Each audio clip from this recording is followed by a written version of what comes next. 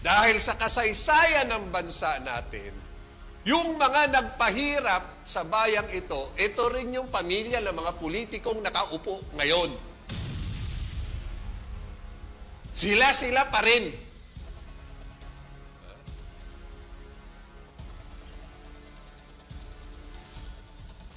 Iba't ibang nag-level up nga lang ang nakawan dahil ngayon, trilyon-trilyon na ang nakawan.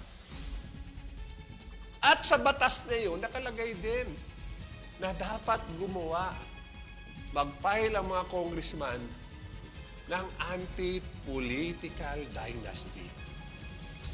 1987, anong taon na ho tayo ngayon? 2025. 36 years, 35 years ago. May gumawa ba niyan? Wala.